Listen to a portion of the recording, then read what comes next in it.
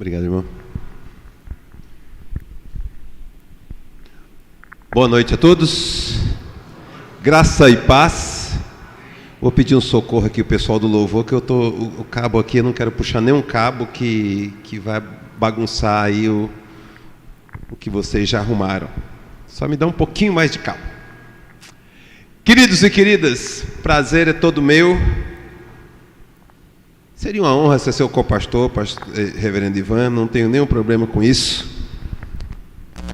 Mas o prazer de estar aqui com vocês é grandioso nesse tempo. Pela manhã eu transmiti a saudação do reverendo Robinson Grangeiro, que é o chanceler do Mackenzie e que também é amigo do pastor Ivan, e ele felicita a igreja pelos seus 137 anos. É ano à beça, é muito tempo.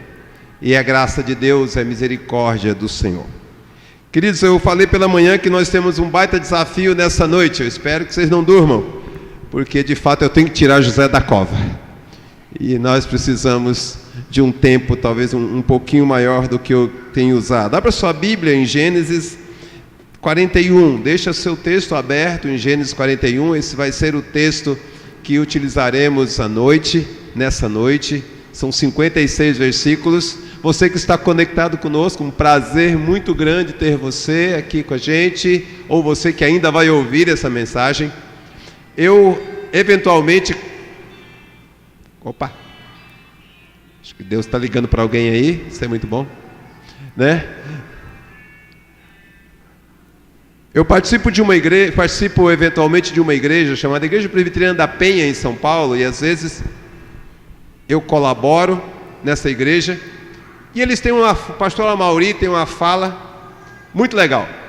Fica uma dica, um dia que vocês tiverem um encontro de casais, traga a Amauri Oliveira, excelente expositor, e falando para a família é um ótimo preletor. Então fique aí, programe e o traga. E ele sempre diz, final todo culto, seja um missionário digital. Pegue o link do culto e compartilhe com alguém. Diga assim: hoje Deus falou ao meu coração, hoje o meu pastor pregou, hoje o pastor X pregou, e a palavra de Deus falou ao meu coração, então eu quero compartilhar com você. E aí dispara.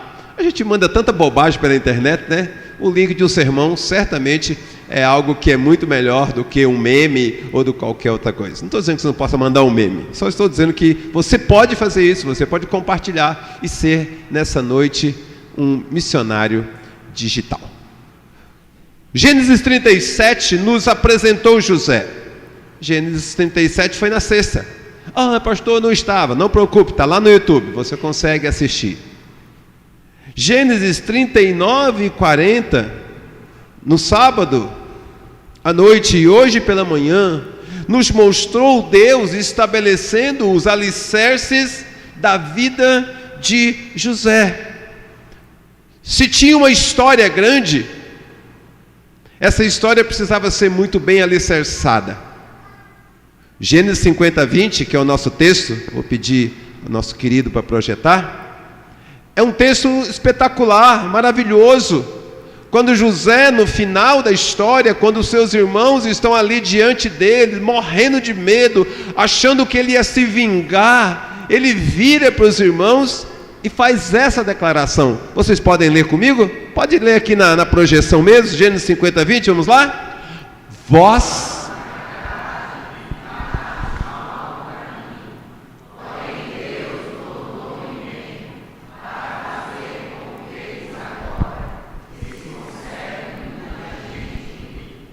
Muita gente convida. E era a família dele, aquele grupo que estava ali, o grupo social que ela pertencia, seu pai e seus irmãos, um grupo que ele leva para o Egito, que quando sai do Egito são mais de 2 milhões.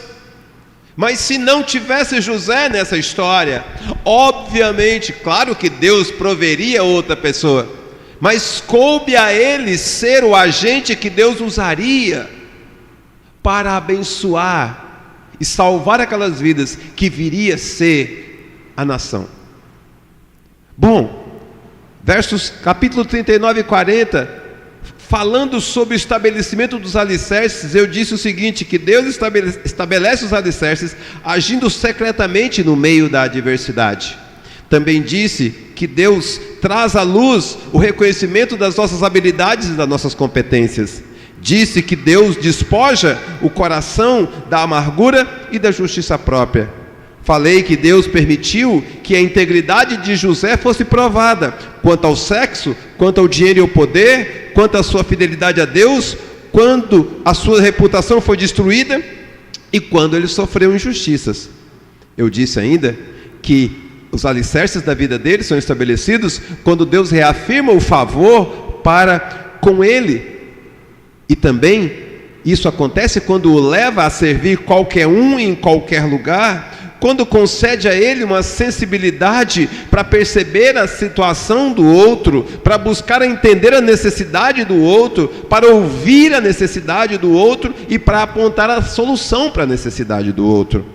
Deus ainda estabelece os alicerces na vida de José quando dá a ele e traz para a vida dele credibilidade nas suas palavras, quando as revelações, a interpretação do sonho, tanto do copeiro-chefe quanto do padeiro-chefe, se concretizam do jeito que ele falou. E por fim, Deus conclui o estabelecimento de alicerces da vida de José, quando ensina a José que ele não deve confiar em pessoas. Isso tudo eu falei, obviamente, no sábado e hoje pela manhã. Agora volte seus olhos para o capítulo de número 41. E eu vou pedir que ele fique aberto e nós vamos trabalhando os textos à medida que surgirem a necessidade.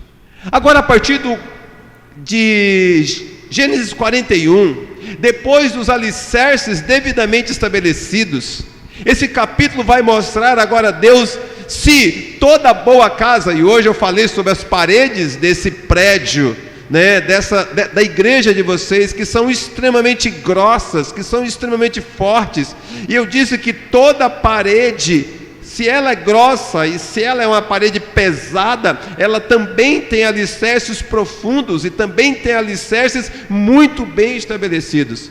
Uma vez então que os alicerces estão devidamente estabelecidos, agora no capítulo 41 nós vamos ter duas coisas acontecendo. Primeiro, Deus levantando colunas e paredes na história de José, e depois Deus consolidando a história de José. E comecemos então com Deus estabelecendo colunas e paredes. Volte os seus olhos para o versículo de 1 até 13. Eu não vou ler todo, mas quero ler o verso 1. Você vai se lembrar do verso 23 de Gênesis 40. E o verso 23 de Gênesis 40 é: porém, o copeiro do rei não se lembrou de José, esqueceu-se dele. Olha como começa o 41.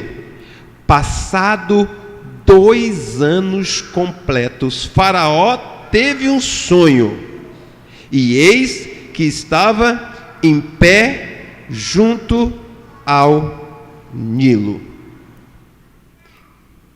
2 anos, irmãos.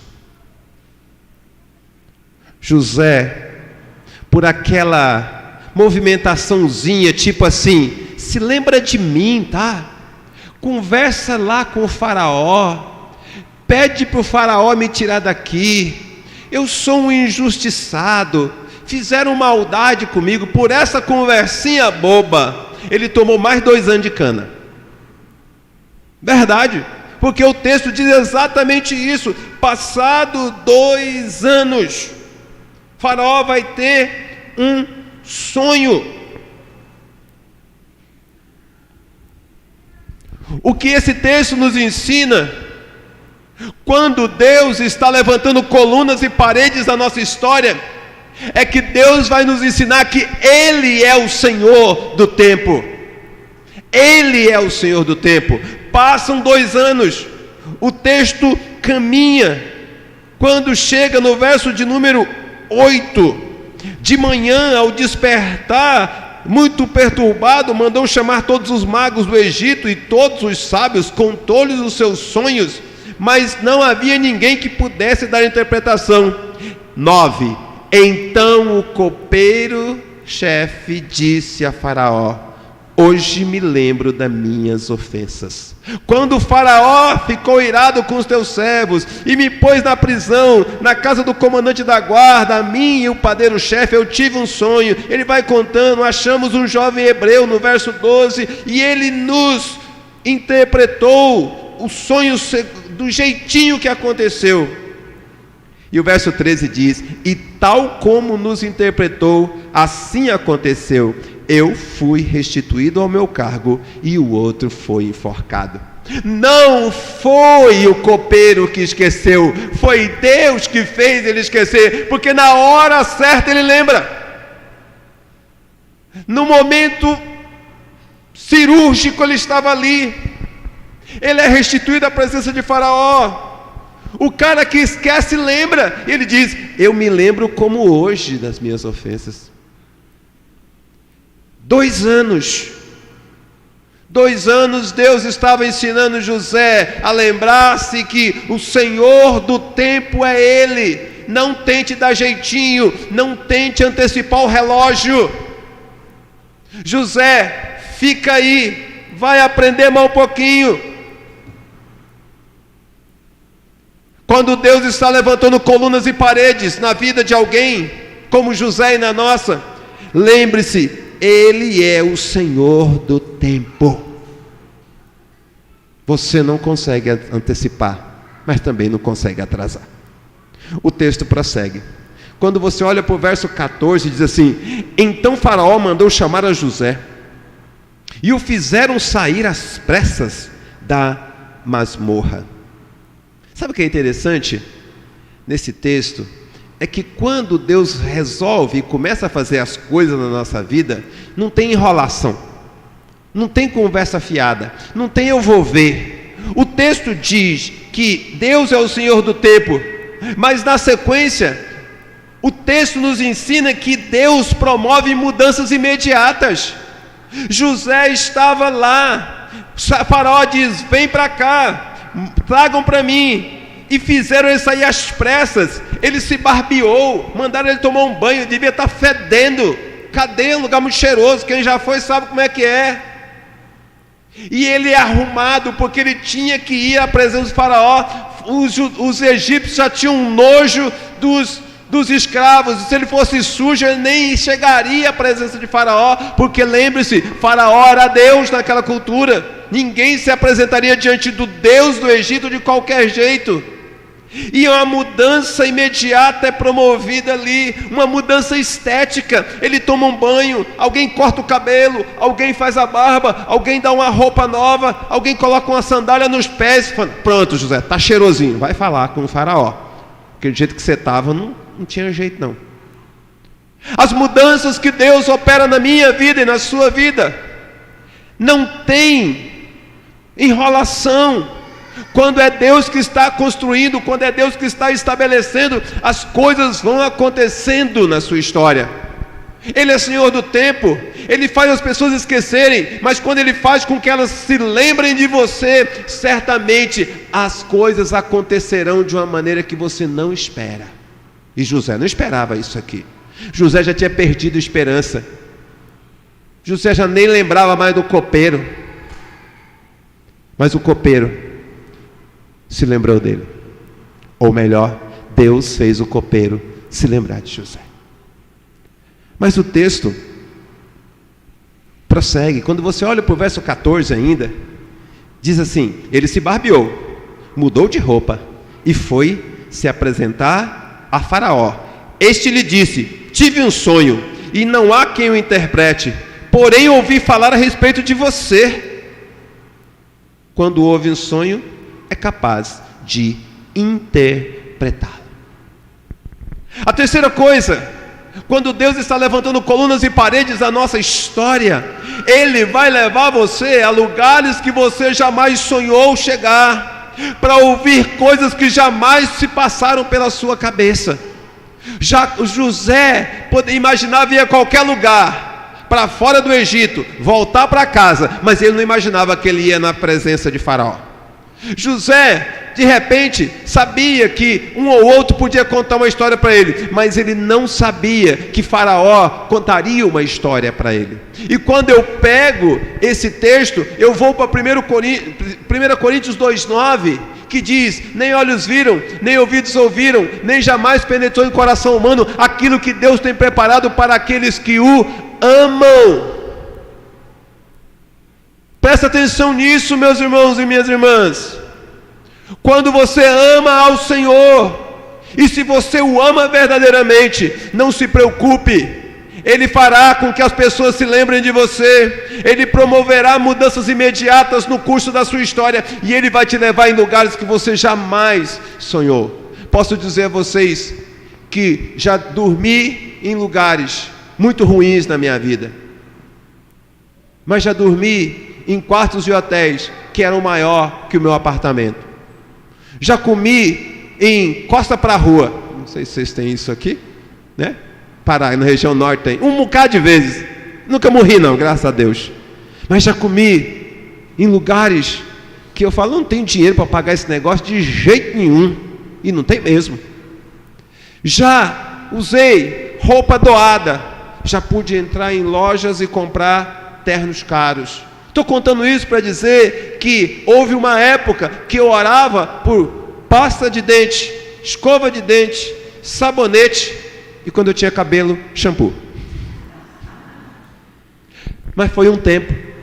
Um dia eu orei para ter uma conta bancária, eu era missionário, e as pessoas, a gente quer mandar uma oferta para você, mas precisam de uma conta. Eu fui orar para conseguir uma conta bancária. Hoje eu estou orando para me livrar das minhas, porque conta bancária é um negócio sério. Mas há tempo para tudo debaixo do sol, na minha e na sua história. Deus não está atrasado, meu irmão. Deus não foi pego de calças curtas. O diabo não é maior que Deus. Deus não foi surpreendido. Na vida de José ele não foi, na minha ele não foi, na sua e na de ninguém. Ele é Senhor do tempo, Ele é Senhor da história. É Ele que muda as coisas, é Ele que te surpreende. Minha filha do coração, né? Ela mora no Pará. Ela sempre falava assim para mim: pai, Deus é um Deus de surpresas. E é verdade, como Deus é bom, como Ele nos surpreende. Eu não sei você, mas eu nunca imaginei estar onde eu estou. Nunca sonhei estar onde eu estou. Eu era um pastor no interior do Pará. Um dia eu recebo um telefonema: Roberto, nós vamos abrir um colégio em Palmas, no Tocantins, e o Mackenzie quer que você seja o capelão. Eu falei: fala sério? Ele é o cara que me ligou, é meu amigo. Ele falou: estou falando sério. Falei: como é que vocês me acharam aqui? O seu nome foi indicado. E a gente quer dizer mais. Só tem um nome indicado, é só o seu. Vocês não têm ideia, irmãos, de quantos nomes chegam naturalmente a essas indicações. Eu estou contando isso só para dizer que eu nunca sonhei ser capelão do Mackenzie. Quando alguém falava assim: vem morar em São Paulo, eu falei assim: Deus me livre e guarde. Tudo menos São Paulo. Nenhum querer, não queria mais de jeito nenhum. E hoje eu moro na Consolação, coração de São Paulo. E não estou dizendo isso para dizer, não, só para lembrar vocês que Deus é aquele que nos surpreende. Deus é aquele que faz coisas que você e eu não imaginamos. Quando Ele está estabelecendo as colunas da sua história, o texto vai nos mostrar, a partir do verso 16, o seguinte: Faraó diz: fiquei sabendo que você pode interpretar. José responde: isso não está em mim, mas Deus dará a resposta favorável a Faraó. Você lembra da fala que ele teve com o carcereiro e o padeiro? Com o padeiro e o copeiro? Igual. Não pertencem a Deus as interpretações dos sonhos? Ele fala a mesma coisa para Faraó. E aí, a partir do no versículo 25 até o 32, diz assim: então José respondeu: o sonho de Faraó é apenas um. Deus revelou a Faraó o que vai fazer. Daí ele vai dizer: nas 7 vacas boas, as 7 vacas magras, e ele vai chegar no verso de número 32. O sonho de Faraó foi repetido, porque a coisa é estabelecida por Deus e Deus se apressa em fazê-lo. Eu acho esse texto fenomenal, porque o texto está dizendo que é Deus que tem pressa. O texto está dizendo que é Deus que está construindo você.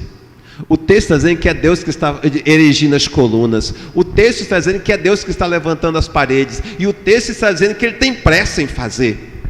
Qual é a lição que nós extraímos daqui? É que Deus constrói as nossas colunas e as nossas paredes, nos dando capacidade de oferecer respostas sábias para perguntas difíceis.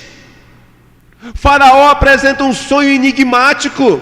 Todos os magos, você vai dizer, não, aqueles magos não sabiam de nada. Sabiam sim, lembre-se desses magos, que foram aqueles que enfrentaram Moisés. Depois, a magia era poderosa lá. O diabo também se manifestava. Só que essa coisa que Faraó sonha não tem nada a ver com o diabo, era uma coisa de Deus. E ele diz que Deus tem pressa em fazer. Capacidade de oferecer respostas sábias para perguntas difíceis.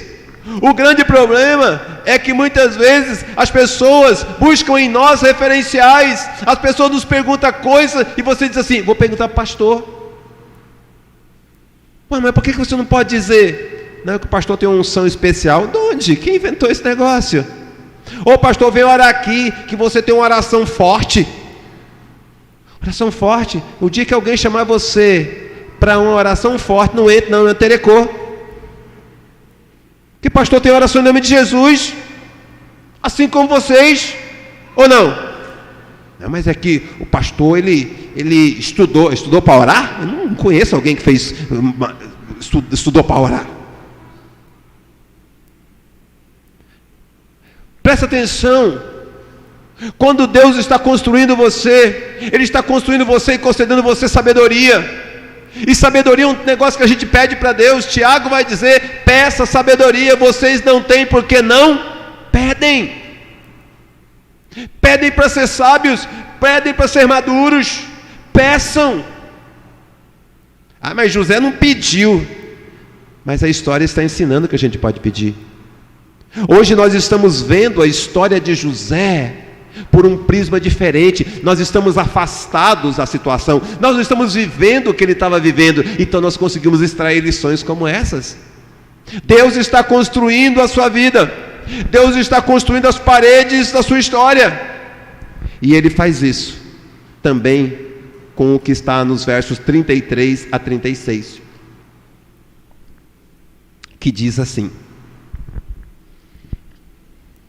agora, pois, Faraó devia escolher um homem ajuizado e sábio e encarregá-lo de dirigir a terra do Egito. Faraó devia fazer isto, pôr administradores sobre a terra e recolher a 5ª parte dos frutos da terra do Egito nos 7 anos de fartura. Esses administradores deveriam juntar toda a colheita dos bens dos bons anos que virão, recolher cereal por ordem de Faraó, para mantimento nas cidades e guardá-las em armazéns. Assim o mantimento servirá para abastecer a terra nos 7 anos da fome que haverá no Egito, para que a terra não seja destruída pela fome.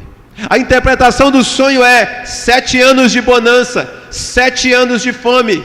Agora, o que é que Deus faz na vida de José? Ele já tinha interpretado o sonho.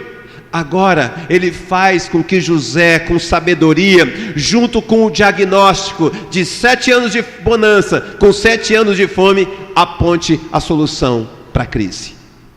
E Ele é cirúrgico. Ele diz: Faraó, encontre alguém. Esse homem Faraó tem que ser assim, assim e assim. Ele tem que ser ajuizado, ele não pode desviar, ele tem que ir em seu nome, ele tem que pegar a 5ª parte. Imposto, o povo adora pagar imposto. Você vai e esmiuça para Faraó todo um plano de negócios. Eu falei para vocês que José é um case de negócios. José é avaliado por homens de negócio. José é estudado, porque o que ele está fazendo aqui, eu posso dizer que é o embrião do capitalismo. Poupe. Poupe quando você tem, para desfrutar quando lhe faltar. Esse é o princípio da poupança, né? O problema é que quando a gente tem, a gente estoura. Estou podendo, é meu e vou gastar. Aí chega o tempo de vaca magra, está todo mundo na pista. José está então, nesse momento, com sabedoria, junto com o diagnóstico, apontando a solução para a crise. Entenda uma coisa, ao mesmo tempo que Deus abençoa Faraó, Deus está construindo uma reputação em José que nenhum outro tinha, e que nenhum outro depois dele teve. Então, nessa primeira parte, quando eu estou falando de paredes e colunas, eu quero que vocês guardem que Deus faz isso, mostrando para mim e para você, como mostrou a José, que Ele é o Senhor do tempo, mostrando que Ele promove mudanças imediatas. Não tem enrolação com Deus quando Ele está no assunto, quando Ele está no negócio, levando você a lugares que você jamais sonhou chegar, para ouvir coisas que jamais passaram pela sua cabeça, concedendo a você e a mim, e a todos quantos necessitem, capacidade de oferecer respostas sábias para perguntas difíceis. E por fim, vai te levar a não ser só um apontador de problema, porque apontar problema não é difícil. Eu quero ver você apontar a solução da crise, como José apontou. Então, essa é a primeira parte da nossa fala. Deus está erigindo colunas e paredes. Ok. Mas no mesmo capítulo, a partir dos versos 37 a 50, nós vamos ter aquilo que eu chamo de a consolidação da história. Na construção civil, nós diríamos o acabamento, o toque fino, aquela parte cara, né, de toda a obra, e que de fato é que embeleza tudo aquilo que foi construído. As colunas talvez desapareçam, ou são ornamentadas, o alicerce não está à vista, as paredes serão pintadas, passarão massa corrida, depois vão fazer consertos, enfim. Você olha para isso, nós temos que entender como é que aconteceu essa consolidação. Verso 37 e o verso 38 diz assim: o conselho agradou a Faraó e a todos os seus oficiais. Então Faraó perguntou aos seus oficiais: será que poderíamos achar alguém melhor do que José, um homem em quem está o Espírito de Deus? E aqui tem a consolidação da história. Acontece quando Deus faz com que os conselhos que você profere encontre eco nos ouvidos e nos corações. Ele diz: Faraó, tem que fazer. Você está falando assim: não, isso é fácil, pastor. Pensa na cena. Pensa você adentrando o salão oval da Casa Branca. Vamos para mais perto. Pense você adentrando a sala do presidente Lula e dizendo assim para ele: presidente, por que o senhor me chamou aqui? Eu tive um sonho, meu filho. Conte o sonho. Presidente, o senhor tem que fazer isso. Gente, é surreal. É o rabo abanando o cachorro. Não tem lógica. Pior, um escravo dizendo para o faraó o que ele tinha que fazer. Pior, uma criatura falando para o Deus da época o que é que ele tinha que fazer. Presta atenção no texto. Não é algo assim que você... não é. O homem que ouve o conselho de José era chamado de Deus para aquele povo. Você sabe quando Deus está consolidando a sua história? Quando no meio de um bocado de gente, todo mundo já falou tudo, alguém que não tem nada a ver com a igreja vira para você e diz assim: fulano, diz o que você pensa.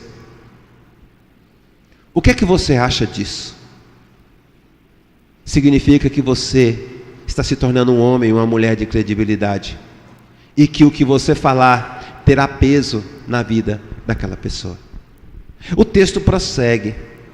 Se Deus fez que o conselho dado fosse ouvido, os versos 39 e 40 diz assim: depois disso disse a Faraó: visto que Deus revelou tudo isto a você, não há ninguém tão ajuizado e sábio como você. Você será o administrador da minha casa, e todo o meu povo obedecerá à sua palavra. Somente no trono eu serei maior do que você. O que é que esse texto nos ensina, irmãos e irmãs? O texto nos ensina que quando Deus está consolidando a sua história, Ele vai fazer de você a solução do problema. Porque não é difícil apontar, não é difícil dizer o que tem que fazer. O difícil é se propor a ser a pessoa-chave em todo um processo. E é isso que Faraó fala. Ó, José, você disse que eu preciso de um cara ajuizado. Isso mesmo, Faraó. Você disse que eu preciso de um cara que não roube. Isso mesmo, seu Faraó. Você disse. Olha, José, eu só conheço uma pessoa assim. Porque no reino eu já dei uma vasculhada, liguei para o RH lá aqui do Egito, não tem ninguém nesse perfil. Então José é você. Ele poderia dizer: não, seu Faraó, eu só vim aqui para apontar o problema. Isso não é difícil. Mas quando Deus constrói a minha e a sua história, Ele tira você do campo da reatividade, ou seja, reativo é parte do problema, e torna você um proativo, que é parte da solução. Ser parte do problema não é difícil, irmãos. Difícil é ser parte da solução, ou pior, ou melhor, difícil é ser a solução. E muitas vezes eu ouço crentes dizendo assim: eu não tenho chance, eu nunca tenho uma oportunidade. Aquela cantiga de grilo, não sei se vocês já ouviram gente reclamando assim. Aí você pergunta: meu querido, qual é a sua formação? Não, tem ensino médio. O cargo precisa do quê? De ensino superior. Falei: pronto, você já perdeu o cargo, porque você não está qualificado. É fácil reclamar. A questão é: você está qualificado para assumir o que você quer? Acho que Deus está ligando para alguém aí. Dá uma olhadinha se o seu celular não está no volume alto. Não que eu seja importante, mas a gente tem lugares que a gente não deixa o celular no volume alto, não. Então você olha, e a igreja é uma delas, e você olha para esse texto. José era a pessoa certa, na hora certa, no lugar certo, com a qualificação certa. Mas o interessante é a fala de Faraó, e diz assim: alguém que tem o Espírito de Deus? Tem alguém aqui maior que você? Gente, Faraó era Deus. O que Faraó está professando ali é: existe um Deus maior do que eu. Um egípcio não aceitava isso, mas ele diz: em alguém cujo está o Espírito de Deus. A maior qualificação de José não era interpretações. A maior qualificação de José era ter sobre ele o Espírito de Deus. Meu irmão, minha irmã, é isso que dá o acabamento fino na sua história. É isso que se torna o diferencial na minha e na sua vida. E era o diferencial na vida de José. O texto prossegue. Versos 41 até 44 diz assim: Faraó disse mais a José. Só lembrando uma coisinha. O final do verso 40 diz assim: somente no trono eu serei maior que você. A expressão somente no trono eu serei maior que você, ele estava dizendo assim: somente no momento em que os egípcios estiverem me adorando como Deus, eu sou maior que você. No dia a dia você manda em mim. Você lembra de Potifar, que não sabia nem o que comia? Você lembra do carcereiro que não sabia nem o que tinha mais na cadeia? Agora é Faraó. Agora é Faraó que está dizendo: eu sou inferior a você no campo da administração.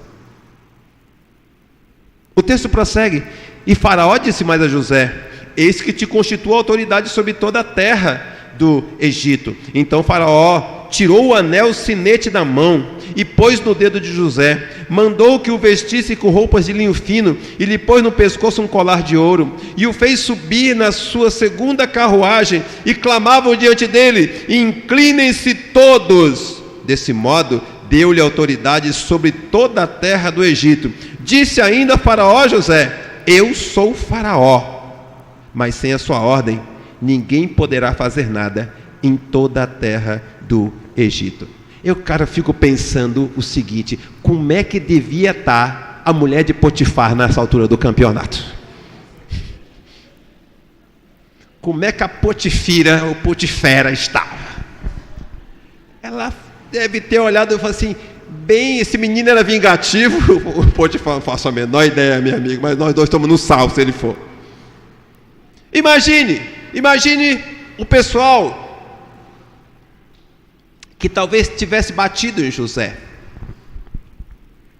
Imagine todo mundo que tivesse feito maldade e ainda os irmãos aguardariam a vez deles. Imagine todo mundo que conheceu José. Imagine aquele carcereiro falando assim: ainda bem que eu tratei esse menino bem, sempre gostei dele. José, hashtag carcereiro te ama. E você olha para essa história para entender que quando Deus está fazendo os acabamentos na sua história, Ele vai te privilegiar, mas ao mesmo tempo Ele vai te responsabilizar. Ele tinha o privilégio de mandar em tudo, até no Faraó, mas Ele tinha a missão de salvar o Egito inteiro da fome. O plano era dele. O plano era dele e a execução tinha que ser dele. Quando eu pastoreava, normalmente as igrejas, faz normalmente porque hoje eu não sou um pastor titular de igreja, a assembleia de igreja é muito legal. Primeiro que as pessoas não gostam de vir, e segundo, quem vem gosta de dar trabalho para os outros. Então eu acho que a assembleia é sempre muito legal. Então eu estabeleci uma regra muito simples nas igrejas que eu pastoreava: quem der a ideia, executa. Parar de dar ideia, não sei porquê. Porque era fácil dar serviço para os outros. Aí, pastor, hoje acha que a gente precisa fazer um culto tal. Minha irmã lidere o culto. Eu vou lá e prego. Organiza tudo. Pergunta para o tesoureiro se precisa de dinheiro. Pastor, acho que a gente precisava reformar. Meu irmão, procure o pedreiro, o carpinteiro e lidere a obra. Ah, mas no teu tempo. Se você não tem tempo, não deputar. Porque se você não está disposto a ser a solução, você não pode ser o apontador de problemas. Lógico que você pode sugerir, mas é muito fácil dar serviço para os outros. Ivan não pediu para falar isso. Enfim, quando você olha para esse texto, toda honra, todo privilégio, todo poder era acompanhado de uma mega responsabilidade. Você quer progresso? Você quer progredir? Eu quero prosperar, pastor. Mas você está pronto para ser responsável diante da sociedade pela prosperidade que Deus vai te conceder? Você está pronto para ser referencial? Por quê? Eu quero ser rico. Por quê? Porque quer ser rico. Nossa, você é pobre demais. Porque a única coisa que você vai ter é dinheiro e mais nada. Por que eu quero ser? Por que eu quero o privilégio? Por que eu quero liderar? Por que eu quero influenciar? Se você não estiver disposto a arcar com as consequências, vai ser difícil. Mas o texto prossegue. Olha o que diz o verso 45 na parte A e C. Diz assim: então Faraó chamou José de Zafenate Paneia ou Paneá. E o final do texto diz assim: e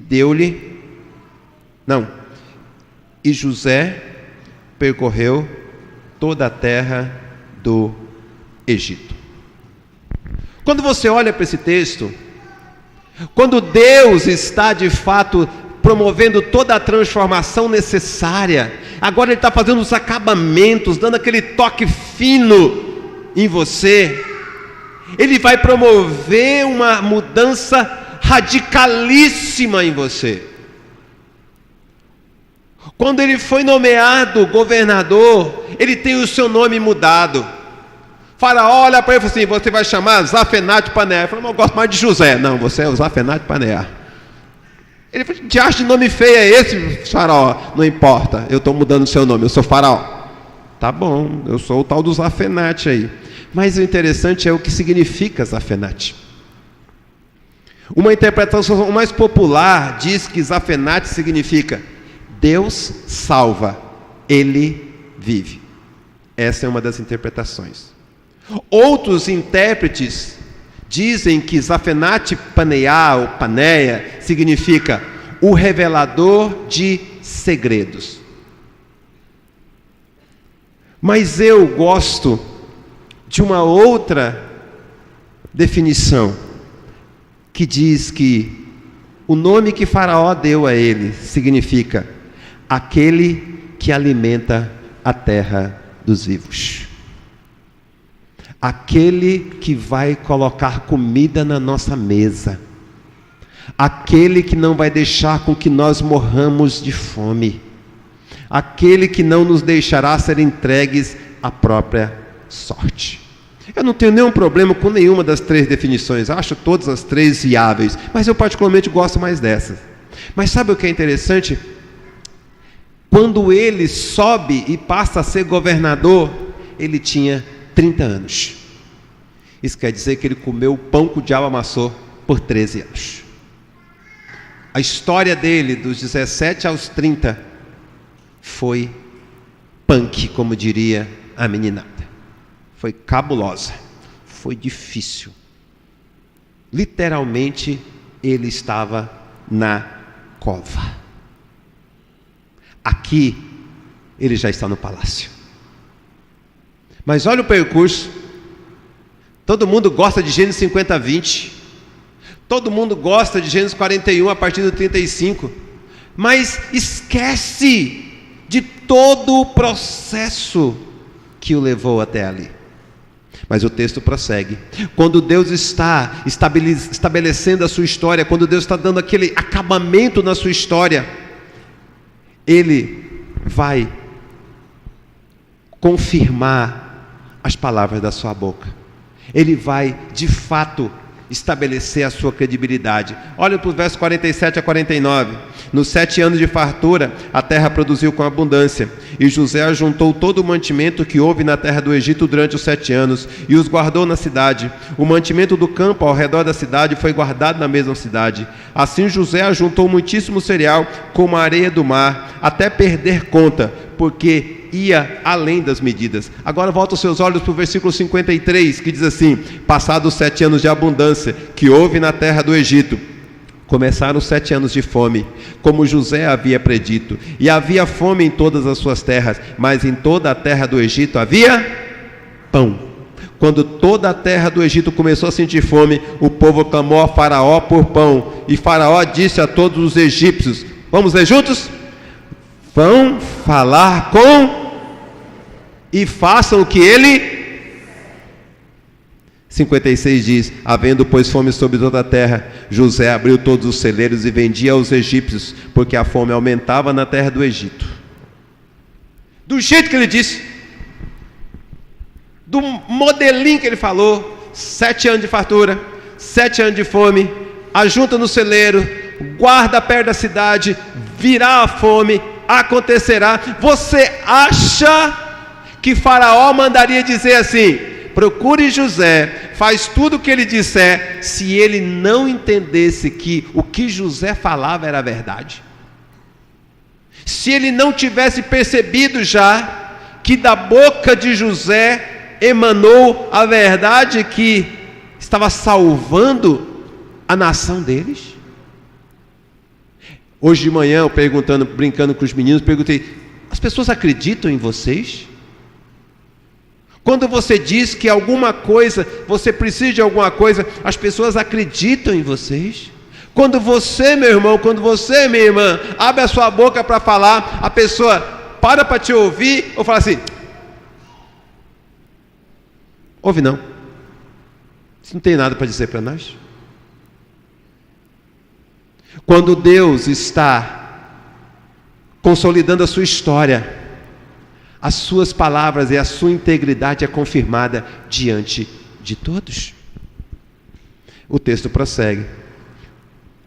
O verso 45 diz assim: e lhe deu por mulher a Zenate, filho de Potifera, sacerdote de On. Versos 50 a 52 diz: antes de chegar a fome, nasceram 2 filhos a José, os quais lhe deu a Zenate. Ao primogênito José chamou Manassés, pois disse: Deus me fez esquecer todo o meu trabalho e toda a casa do meu pai. Ele vai viver para perceber que ele não esqueceu a casa do pai, mas aqui ele dá esse nome. Ao segundo ele deu o nome de Efraim, pois disse: Deus me fez próspero na terra da minha aflição.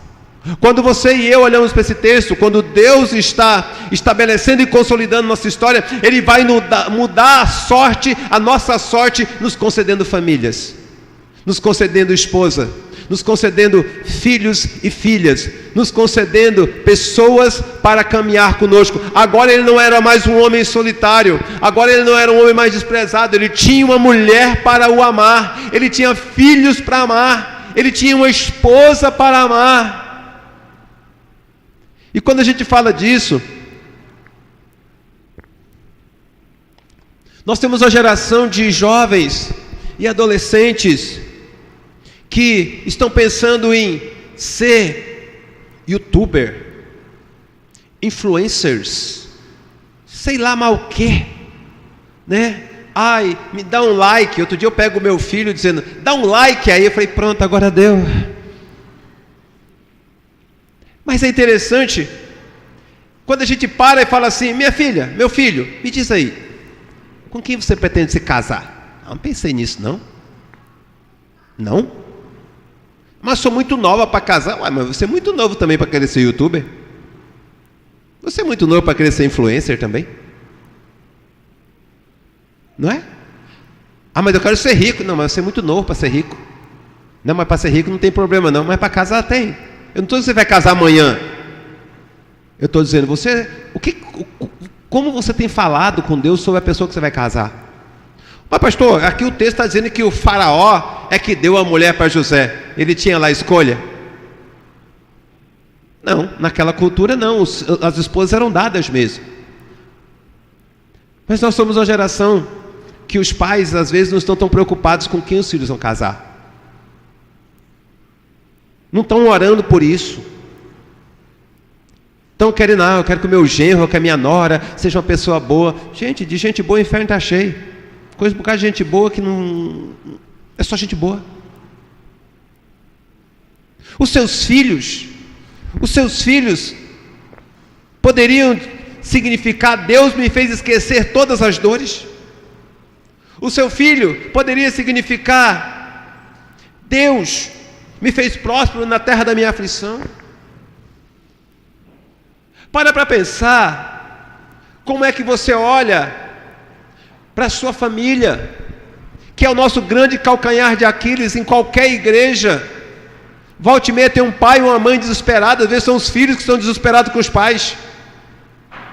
Eu quero dizer a você, meu querido, que está aqui, ou você que está conectado conosco, quando Deus está mudando a sua sorte, quando Deus está tirando você da cova e colocando no palácio, Ele também está tirando a sua família da cova e colocando ela num palácio. Eu não estou dizendo que você vai ficar rico, eu estou dizendo que você vai viver a vida que Deus tem para você, uma vida plena e uma vida abundante. Não é para viver as turras com o seu marido, nem com a sua esposa, não é para viver as turras com os seus filhos, nem com os seus pais. Deus está mudando a sorte dele sendo mudada em família, constituindo uma família, uma esposa com filhos. Não sei se ele teve mais depois, não vem ao caso, mas Deus começa a mudar. Ele poderia ter escolhido qualquer um, Mas essa esposa foi uma boa esposa para ele. E ele não se esquece do seu Deus quando vai nomear os filhos. E a última coisa, queridos, está no verso 57. 41, 57. E todas as terras vinham ao Egito para comprar de José, porque a fome aumentava em todo o mundo. Depois que Deus estabeleceu os alicerces na vida de José, depois que Deus levantou paredes e colunas na vida de José, Deus resolve consolidar a história de José. E qual é o último ponto nessa consolidação? Ele já está no palácio. Sofrimento nunca mais. Só outros sofrimentos ele poderia ter. Escravidão nunca mais. Fome nunca mais. Sofrer abusos nunca mais. Mas o texto vai dizer que agora Deus transforma José em um referencial para outras pessoas em tempo de crise. Porque o texto diz que as pessoas vinham comprar de José porque a fome era grande. Pastor, eu não tenho nada para vender. Mas talvez você tenha conselhos sábios para dar. Pastor, eu não tenho nada para vender. Mas talvez você seja o melhor amigo que uma pessoa possa ter, ou uma amiga. Pastor, eu não tenho dinheiro algum.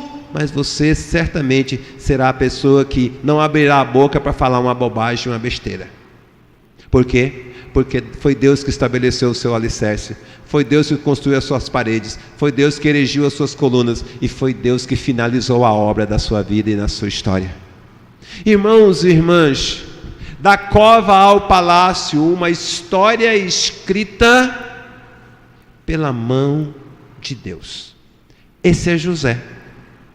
Quero dizer para vocês que nós temos aí nesse texto, até o verso 50, sei lá, muitos outros sermões. Ele ainda vai se encontrar com a família, porque o próximo passo, Deus vai lembrar o passado dele e vai fazer com que ele se confronte com o passado, os irmãos. E ele vai trazer o pai para junto dele, ele vai reencontrar-se, ele vai ter que perdoar, ele vai ter que vencer, mas por hora, basta. Ele já está fora da cova, ele já não está mais na cisterna. Quando nós paramos para olhar para esse texto, e quando nós paramos para olhar para essa história de José, que não é muito diferente da minha ou da sua história, as 4 perguntas precisam ser respondidas. Você vai dizer assim, que raio de 4 perguntas é essa, pastor? Pastor Ivan vai passar para vocês, já passei para eles. Está no grupo, pronto, já está no grupo. Eu não olhei, olha, está lá. A primeira pergunta é, o que você deveria fazer que esse texto diz? A segunda pergunta é, o que é que você não consegue fazer, mesmo esse texto dizendo para você fazer? A terceira é, o que só Cristo pode fazer por você, nesse texto? E a quarta, qual decisão você vai tomar de mudança diante do que Cristo fez por você? Por isso, irmãos e irmãs, aqui eu quero finalizar dizendo, Deus não fez você e eu para vivermos na cova. E não estou dizendo que todos vão morar num palácio, mas eu tenho certeza que não é numa cova. Mas nós precisamos entender que para sair da cova, nós precisamos de alicerces. Para sair da cova, nós precisamos de paredes fortes. Nós precisamos de colunas rijas. Nós precisamos passar pela consolidação e pelo acabamento que só Deus pode dar na sua vida e na sua história. Por isso, você que está aqui, você que está nos ouvindo pela internet, o texto está diante de nós. Os desafios estão diante de nós. Hoje os meninos cantaram um trechinho de uma música que diz que precisamos de Ti. Eu não combinei e nem pedi antes. É possível tocar essa música? Os meninos da música, tem como? Tem possibilidade. Se não tiver, também não vai ter crise. Só se puder. E essa música diz assim: preciso de Ti. Preciso do Teu perdão. Preciso. Talvez essa noite você entrou aqui mais ou menos assim: o que é que eu vou fazer nessa igreja hoje? O que é que eu vou fazer nessa igreja hoje? Deus fala comigo. Talvez você saiu de casa só com uma oração: Deus, eu preciso ouvir a Sua voz. Deus, eu preciso que o Senhor fale comigo. Então, se você precisa que Ele fale contigo, diga para Ele assim: preciso de Ti. Preciso do Teu perdão. Preciso que Ele quebrante o meu coração. Sejam como a corça que anseia por águas. Ontem nós fizemos um exercício simples. Se a palavra tocou o seu coração, ou melhor dizendo, se a palavra falou ao seu coração, se você entendeu que o que Deus fala na palavra é para você, e se você entende assim como José, é necessário sair da cova, é necessário vir para um outro lugar melhor, infinitamente melhor. Se você precisa ser construído com alicerces, com colunas, com paredes e com acabamentos feitos pelo próprio Deus, enquanto a música é entoada, se coloque em pé no seu.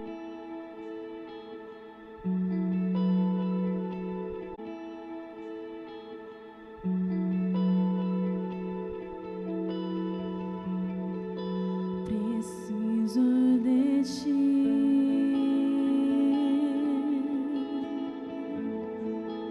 Preciso do Teu perdão. Preciso de Ti. Quebranta meu coração. Quebranta meu coração. Não se preocupe em cantar, se preocupe em falar com Deus. Nós cantamos aqui. Como a corça Apresente a sua vida. anseia por água, Apresente os seus alicerces ruídos. Apresente diante do Senhor as suas paredes e colunas caído. E peça que Ele reconstrua a sua história. Preciso de Ti.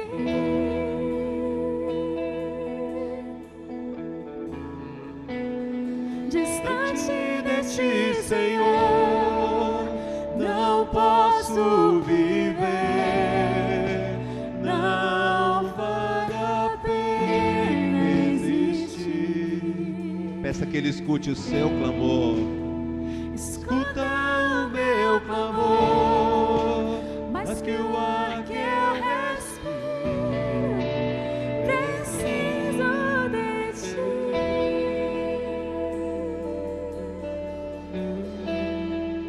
Não posso esquecer. Traga à memória o que te dá esperança, e a sua esperança são as misericórdias do Senhor, Que fizeste que se renovam a cada dia e a cada manhã. com alto é o céu.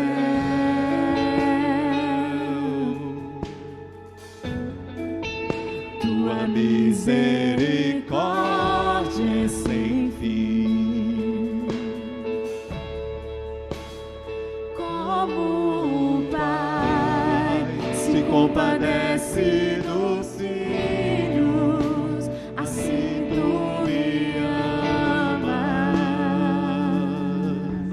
Peça que Ele afaste as suas transgressões. Afasta as minhas transgressões.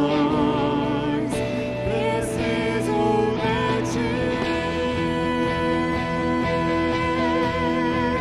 Declare: distante de ti, Senhor, não posso viver, não vale a pena existir.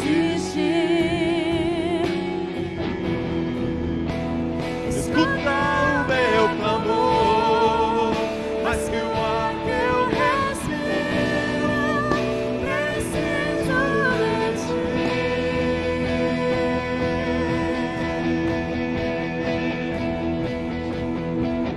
E as lutas vêm tentando me afastar de ti. Peça ao Senhor vitórias. Frieza, escuridão procuram me cegar. Forças para não Mas eu desistir. não vou desistir. Ajuda-me, Senhor. Eu quero permanecer contigo até o fim. Distante de ti, Senhor. Só as vozes.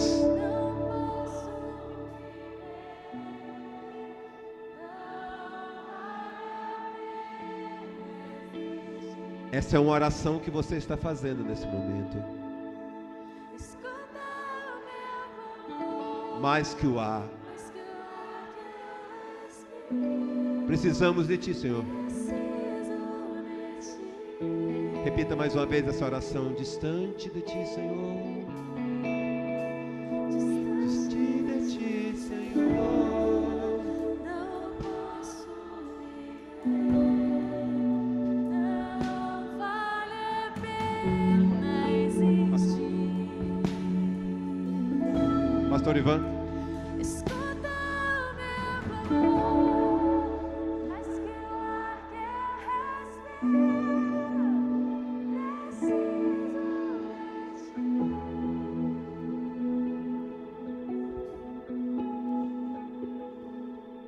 Pastor vai orar por nós.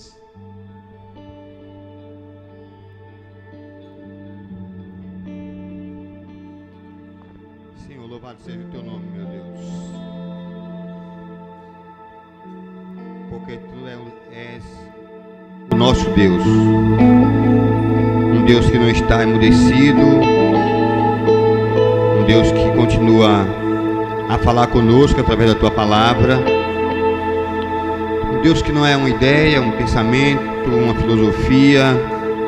É um Deus que é real, que é verdadeiro, que está conosco aqui nesta noite e que falou conosco de uma forma tão especial. Obrigado porque tu registraste a história de José, nos mostrando que tu és o Senhor que governa tudo e todos, que os teus planos não podem ser frustrados, que aqueles que se levantam para atentar contra o Senhor e contra os planos do Senhor hão de um dado momento, reconhecer o seu pecado e se arrepender e ser confrontado com ele. Obrigado, Deus, porque tu és o Senhor do tempo. O tempo do Senhor é o tempo certo. O Senhor nunca se atrasa, não se adianta. Muitas vezes nós nos angustiamos, ficamos tristes, ansiosos, preocupados, mas tu ages no teu tempo, e o teu tempo é o melhor tempo. Louvado seja Deus por isso. Deus, aquelas pessoas que estando aqui nesta noite precisam de uma intervenção do Senhor em suas vidas, precisam de restauração, de mudança, de uma nova vida, de uma nova história. Quem sabe, Deus, de um recomeço na vida profissional, na vida familiar, nos relacionamentos, no ministério. Que o Senhor Deus abençoe essas pessoas agora de uma forma especial. E que o Senhor Deus confirme a tua bênção e a tua graça sobre as suas vidas. Ó Deus, assim como o Senhor permitiu que José fosse jogado no poço, tirado do poço, vendido ao Egito, colocado no lugar de destaque na casa de Potifar, depois jogado na masmorra e depois elevado à posição de administrador de todo o Egito. O Senhor Deus também tem planos para nossas vidas. E muitas vezes nós não conseguimos ver o que o Senhor está fazendo e como o Senhor está agindo. E por isso reclamamos, murmuramos, adoecemos. E nós queremos pedir ao Senhor em nome de Jesus que o Senhor nos dê a graça de confiarmos no agir soberano do Senhor. Esperarmos confiadamente no Deus que pode todas as coisas. Abençoa, Deus, a tua igreja, o teu povo. Que esta palavra, Deus, possa ficar em nossos corações e em nossas mentes. E que ela produza mudanças substanciais em nós. Que assim como José, sejamos usados para abençoar outras famílias, outras pessoas. As pessoas com quem nós nos relacionamos. Família, vida profissional, acadêmica, onde quer, Deus, que estejamos, que sejamos uma bênção, sejamos instrumentos de Deus para prover a bênção do Senhor na vida de outras pessoas, em nome de Jesus, e para a glória do teu nome, Pai. Que o Senhor nos abençoe e nos guarde, que o Senhor faça resplandecer o seu rosto sobre nós e tenha misericórdia de nós. Que o Senhor sobre nós levante seu rosto e nos dê a paz. Amém.